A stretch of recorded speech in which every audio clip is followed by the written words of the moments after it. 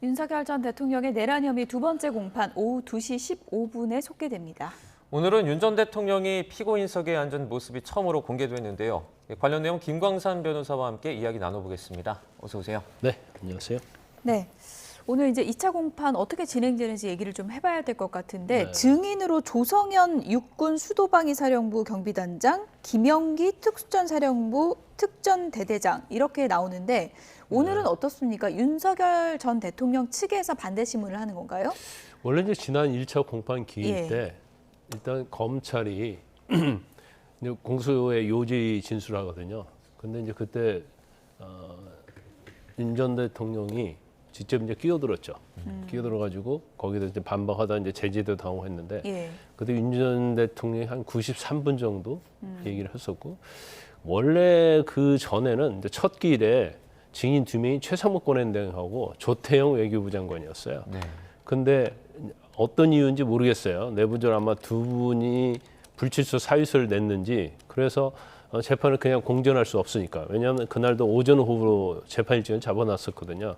그래서 지금 특수전과 특수전 사령부와 관련된 조성현 육군 수도방위 사령부 경비단장하고 김영기 특수전 사령부 제1특전 대대장을 증인을 이제 바꾼 거죠. 예. 그랬는데 윤 전 대통령 측에서는 왜 증인 순서를 바꾸느냐. 오히려 이 둘은 어떻게 보면 윤 전 대통령이 굉장히 불리한 증인이거든요. 예. 그래서 최상목 부총리하고 그다음에 조태영 장관이 나오면 아마 뭐 그때 신문하면 비교적 유리한 신문을 할 수 있을 거라고 생각했을 거예요. 근데 이제 증인이 교체가 된 거죠. 그래서 지난 기일에 원래는 검찰에서 이제 주신문을 하는 거예요. 이제 주신문 자체는 윤 전 대통령의 죄를 입증하기 위해서 이제 검찰이 신문을 하는 거고. 예. 그럼 검찰의 주신문이 있으면 그 다음에 윤 전 대통령에서 그걸 반박하기 위해서 이제 반대 신문을 해야 하는데 윤 전 대통령 측에서 반대 신문을 하지 않겠다고 그래가지고 예. 결국 이제 오늘 그 반대 신문이 지금 이루어지고 있는 거죠. 윤 전 대통령이 1차 재판 때와는 다르게 오늘 조금 좀 덜 적극적인 모습을 보이고 있다 그러는데 그건 좀 어떻게 왜 달라졌을까요? 이것은 이제 그럴 수밖에 없죠. 왜냐하면 지금 오늘 증인 2명 자체는 네. 어떻게 보면 실무자예요. 그래서 그 윗선이 있는데 육선은 뭐 윤 전 대통령이 직접적으로 연락하고 관여하고 지시할 수 있는 사람은 사령관급이거든요. 네. 그러면 사실 뭐 특수전 사령관은 곽종근이고 그다음에 수방사는 사령관은 이준우단 말이에요. 근데 이 두 사람이 아니고 그 밑에 있는 지금 계엄군 역할을 했던 사람들이 지금 나온 거거든요. 네. 그러니까 윤 전 대통령과는 직접적 관계가 없기 때문에 사실 반대심을 할 내용이 별로 없다 이렇게 보면 돼요. 왜냐하면 이 사람들은 이 증인들은 바로 윗선에서 지시를 받고 한 것이다. 그러면 나중에 이제 윗선이 나오면 그때 뭐 증인심을 할 수 있지만 밑에 하부 어떻게 보면 상급보다는 하급에 있는 그러한 군인들이기 때문에 네. 이제 반대 신문을 할 수 있는 그런 어떤 질문 사항이 사실은 없죠. 예. 뭐 조성현 단장 자체가 윤 전 대통령 측에서는 좀 불리하게 작용하는 증인으로 판단했을 거라고 얘기를 하셨는데 어떻습니까? 당시에 뭐 이제 핵심적인 그런 쟁점과 관련해서 중요한 증언을 해줄 수 있었던 직책에 있던 사람이라고 볼 수 있는 건가요? 그럴 수 있죠. 예. 왜냐하면 지금 조성현 단장 같은 경우에는 이준우 수방사령관 전 거기로부터 지시를 받았다는 거잖아요. 예. 그래서 의원들을 끌어내라고 했다는 지시를 받았다는 취지이기 때문에 이거 자체가 뭐 국회에 대한 장악, 헌법 국헌 문란 이런 거와 관계이기 때문에 윤 전 대통령이 굉장히 불리한 증언이에요. 예. 그다음에 뭐 김영기 증인도 마찬가지죠. 이건 특수전 사령부 소속이거든요.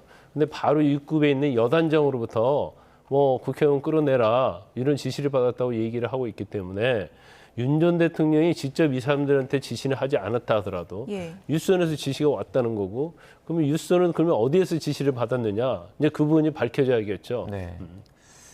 윤 전 대통령의 전략을 조금 들여다보면 그러니까 뭐 사령관에게 직접 지시를 했지만 이 사령관이 그 부분을 조금 더 어떻게 보면 적극적으로 해석해서 아래쪽에 지시를 했다라고 지금 주장을 하고 있는 것 같은데 만약에 이 말이 조금 받아들여진다면 그러니까 윤 전 대통령은 예를 들어서 뭐 체포 지시를 하지 않았다라고 말을 계속하고 그리고 그 아래서는 그렇게 이해를 했다라고 말을 해버리면 어떻게 보면 책임의 소재는 조금 흐려지는 것 같은데 어떻게 보세요? 그런데 이건 이렇게 보면 돼요. 일단 윤 전 대통령은 지금 국회의원을 끌어내라고 한 적이 없다 이렇게 예.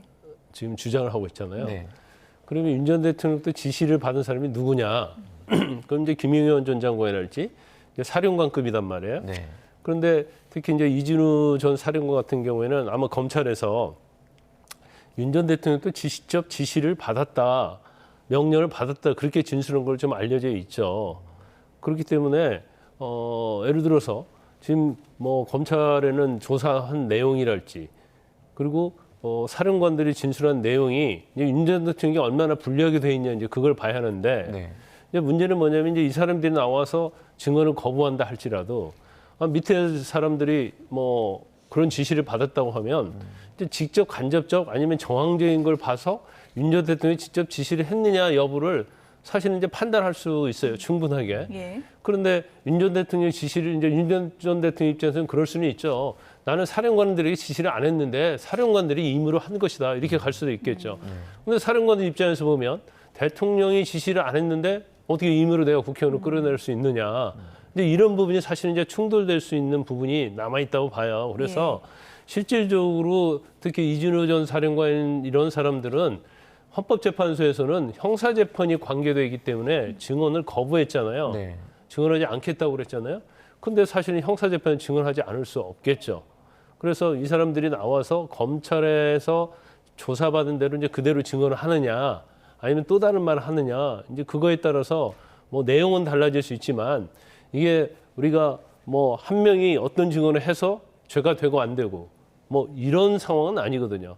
왜냐하면 이제 CCTV랄지 아니면 직간접적인 증거들이 워낙 많기 때문에 전체적으로 판단하지 예를 들고 뭐 오늘 증언하는 두 사람의 증언이 거짓말이라고 해서 무죄가 되고 유죄가 되고 그렇지는 않는다는 거예요. 어쨌든 이제 윤 전 대통령 측에서는 이제 명확한 뭐 증거가 있느냐 이런 부분을 이제 파고드는 것 같고 오늘 조성현 단장에게도 윤 전 대통령이 이진우 사령관에게 지시하는 걸 목격했느냐 이런 질문도 했더라고요. 근데 윤 전 대통령 입장에서는 예. 그걸 물을 수 있는 것은 그것밖에 없죠. 왜냐하면 윤 전 대통령과는 아무런 관련이 없잖아요. 근데 목격 여부가 중요합니까? 그럴 수 있죠. 아니 뭐 이게 할 수 있는 질문이 별로 없어요. 예. 그러면 지금 조성현 단장 같은 경우는 나는 지시를 받았다. 예. 그러면 윤 대통령 입장에서는 나는 지시를 안 했다는 거잖아요. 그러니까 내가 지시를 하는 걸 목격을 했느냐. 예. 이제 안 했다고 하니까 그러면 경우에 따라서는 나중에 이진우 사령관이 임의대로 지시를 했느냐 안 했느냐 이제 그렇게 갈 수 있는 거고 결과적으로 윤 전 대통령과 관계가 없기 때문에 할 수 있는 질문은 뭐 저 정도밖에 없다 이렇게 봅니다. 네. 조성현 단장이 그러니까 그 국회 출동 당시에 실탄 지참 지시가 없었다 이렇게 진술을 했거든요. 네. 이 부분도 계속해서 윤 전 대통령이 좀 주장을 하는 것 같은데 윤 전 대통령 측에 유리한 어떤 답변이 될 수 있습니까? 근데 이게 실탄이냐 공포탄이냐 이게 사실은 크게 중요하지는 않죠. 단지 이제 그 실탄이었다고 한다면 네. 이건 엄청나게 어떻게 보면 피를 볼 수 있는 살상의 수단으로 가져간 거 아닙니까? 네. 그래서 어떤 유죄가 되는 걸 전제로 할 때 그거 자체는 굉장히 가중 요소로 작용할 수가 있죠. 근데 그렇지 않다고 한다면 지금 윤 전 대통령 입장은 왜 그 부분을 구체적으로 자꾸 묻냐면 지금 뭐 해프닝으로 끝났다는 취지 아닙니까? 경고성으로 계엄을 했는데 네. 그런 취지이기 때문에 실탄도 지참하라고 지시를 안 했다고 한다면 그것은 뭔가 장애학 의도가 없었다. 그리고 뭔가 고의성이 없었다. 이제 그런 부분을 아마 주장하기 위해서 저런 질문을 한 걸로 보입니다. 네. 네. 오늘 뭐 윤 전 대통령 측하고 조성현 단장하고 뭐 신경전도 좀 팽팽한 것으로 지금 전해지고 있는 상황인데 조성현 단장이 군사작전에 의원 끌어내라 이런 지시는 있을 수가 없다라면서 뭐 잘 알고 계시지 않냐 이렇게 또 비꼬기도 했다고 하더라고요. 이제 그러니까 뭐 예. 본인은 의원 끌어내라는 지시를 직접 사령관으로부터 받았다는 얘기거든요. 그런데 군사작전을 알고 갔다는 거 아닙니까? 근데 군사작전을 알고 갔는데 이제 의원을 끌어내라고 하니까 이게 군사작전에서 있을 수 없는 일이라는 예. 거예요. 그래서 뭐 이제 자꾸 윤 전 대통령 측에서는 아니 뭐 이거 의원 군사작전에서 의원 끌어내라고 할 일이 없는데 한 적도 없다 이렇게 하니까 자기도 이상하게 생각했다는 거죠. 예. 그러니까 거기에 이제 오히려 반문한 거예요. 아니 군사작전에서 의원 끌어내는 그런 군사작전은 없지 않습니까? 잘 알고 계시지 않아요. 이런 취지로 반문을 한 걸로 보입니다. 특이한 상황이다 이렇게 설명을 했는데 이것도 말씀하신 같은 맥락에서 좀 말을 그렇죠. 했다고 군사 작전에서는 뭐 민간인이랄지 국회의원을 끌어내는 그런 군사 작전은 없잖아요. 네. 그러니까 그때 끌어내는 지시를 받으니까 이거 군사 작전에서 이런 게 없는데 굉장히 특이한 상황이었다 이런 취지로 아마 답변을 한 걸로 보입니다. 네. 윤 전 대통령이 이제 법원 내부 촬영이 이번에 처음으로 이제 허가가 돼서 피고인석에 앉은 모습도 이번에 이제 일반에 공개가 됐는데 화면도 보여주시면 좋을 것 같습니다. 그 좌석 좀 설명을 좀 해주시면 좋을 것 같아요. 일반적인 예. 형사 재판인데요. 이건 417호 대심판정입니다. 그래서 네. 굉장히 법정이 아마 제일 큰 법정이에요. 여기 예. 이제 박근혜 전 대통령일지 이명박 전 대통령 전부 다 이 법정에서 재판을 받았죠. 그래서 이제 왼쪽에는 검찰 측이 있고요. 그러니까 가장 중앙에는 이제 재판부가 있습니다. 이제 합의부 재판이니까 세 분이 있고 판사. 그다음에 왼쪽에는 검사들이 있고요. 또 오른쪽에는 이제 윤 전 대통령하고 윤 전 대통령 피고시 앉아 있고 그 옆에는 이제 변호인석이 있어요. 예. 이제 변호인들이 앉아 있는 상태에서 일단 증인 신문 자체는 이제 검찰이 먼저 주신문을 하죠. 먼저 묻고 그다음에 윤 전 대통령 측 피고인 측에서 이제 반대 신문하고 그런 과정을 겪습니다. 그래서 오늘 증인 자체는 윤 전 대통령과 직접 관계가 없기 때문에 네. 거의 검찰 측의 주신문으로 이루어질 가능성이 크다 이렇게 봅니다. 처음에는 그 1차 재판에서는 사실 촬영을 불허했는데 이번에는 허가를 했잖아요. 무슨 차이가 좀 있습니까? 그런데 그런 무슨 취지인지는 모르겠는데 일단 뭐 재판부에서 밝힌 내용은 네. 근데 너무 촬영에 대해서 공개하는 거에 대해서 너무 늦게 신청이 됐다는 거잖아요. 그래서 그걸 뭐 결정할 틈이 없었고 또 언론이 준비할 시간이 없었기 때문에 불허했다고 하는데 그럴 수도 있고 사실일 수도 있고 아닐 수 있다고 봐요. 그런데 그 이후에 굉장히 여론이 나빠졌잖아요. 그리고 박근혜 전 대통령, 노무현 전 대통령, 박근혜 전 대통령하고 그다음에 이명박 전 대통령, 예. 뭐 이전에 전두환, 뭐 노태우 이런 전 대통령도 다 공개가 됐거든요. 예. 네. 근데 만약 공개를 안 하면 마치 특혜를 주는 것 같고 더군다나 이 재판부가 구속 취소 결정을 내렸단 말이에요. 그러니까 구속 취소 결정도 굉장히 이제 이례적으로 보는 시각이 많은데 거기에다 대고 법정에서 촬영을까지 불허하면 너무 특혜를 준 게 아니냐. 그래서 재판부에서는 촬영 신청이 들어오면 다시 검토하겠다고 했는데 뭐 이번에는 허가를 한 거고요. 이제 국민의 알 권리 차원에서 그건 당연히 제가 볼 때는 피고인석 촬영을 허가하는 게 맞다 이렇게 봅니다. 지금 뭐 증인 500명 뭐 이런 얘기까지 지금 나오잖아요. 다 출석할 수는 없을 거고 이런 거는 뭐 재판부에서 어떻게 좀 정리를 일단 할까요? 500몇 명이라고 전에 언론 보도에 나왔는데 예. 500명까지는 가지 않을 것 같고 실질적으로 중요한 증인은 38명 정도 되는 것 같습니다. 그래서 아마 38명이 윤 전 대통령에게 굉장히 불리한 증인들인 걸 보여요. 그러면 여기에 대해서 사실은 오늘 증인들에 대해서 또 아니면 증거 목록에 있는 서면에 대해서 동의할지 부동의할지를 오늘 아마 결정할 거예요. 예. 지난번에 원래 첫 기일에 다 하거든요. 근데 윤 전 대통령 측에서 아직 검토가 안 됐다. 그래서 이제 미뤘기 때문에 오늘 이상은 더 미루기는 쉽지 않을 것이다. 그러면 오늘 핵심 증인에 대해서 누구에 대해서는 동의를 하고 부동의하에 따라서 앞으로 증인 신문을 몇 명 할 것인지 또 윤 전 대통령 측에서는 자기들이 유리한 증인을 또 신청할 거거든요. 네. 그 증인이 몇 명이 되는지 또 일부 뭐 서면 중에서 보면 또 사실관계를 또 필요로 하는 것이 있거든요. 그럴 때는 또 사실조회도 할 수 있고 또 문서 제출도 어디서 명령을 받아서 예. 기록을 봐야 할 일이 있기 때문에 아마 그러면 아마 재판 시간은 굉장히 많이 걸릴 거다 이렇게 봅니다. 윤 전 대통령 측은 지금 탄핵 선고에서 어떻게 보면 인정했던 검찰 수사 기록 같은 것들도 다시 뭐 들여다봐야 된다 이렇게 주장을 하는데 이미 결과가 나와 있는 뭐 탄핵 심판에서 사용한 그런 증거들을 다시 이렇게 언급하는 이유는 뭡니까? 아니 그것은 이제 윤 전 대통령 입장에서는 그건 불가피한 거예요. 네. 그러니까 탄핵 심판에서는 원래 형사소송법 절차를 준용을 했으면 사실은 윤 전 대통령이 부동의하는 사람을 다 불러가지고 증인신문을 했어야 하거든요. 네. 그리고 윤 전 대통령이 부동의한 사람들이 법정에 안 나왔으면 그걸 증거로 채택할 수 없어요.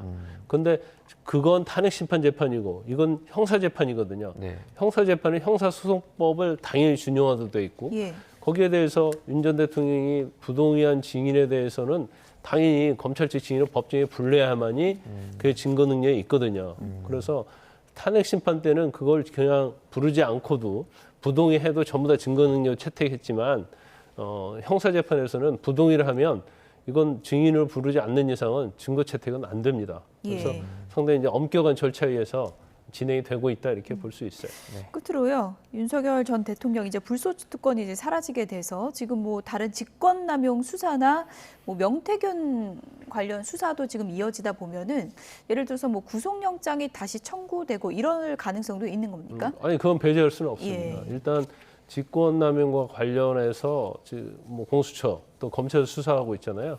그 내용이 있을 거고 그다음에 예. 이제 최상병 특권과 관련된 부분이 있고 그다음에 이제 명태균 씨와 관련된 걸 중앙지검에서 수사를 하고 있잖아요. 그래서 이런 부분들 다 취합을 해서 어떤 뭐 굉장히 죄질이 무겁다고 생각하면 다시 뭐 구속영장을 또 검찰에서 청구할 가능성이 있죠. 네. 이제 잠시 뒤면 오후 재판 속개가 될 텐데요. 오후 재판에서 나오는 내용들 추가 내용 들어오는 대로 전해드리겠습니다. 지금까지 김광삼 변호사였습니다. 고맙습니다. 고맙습니다.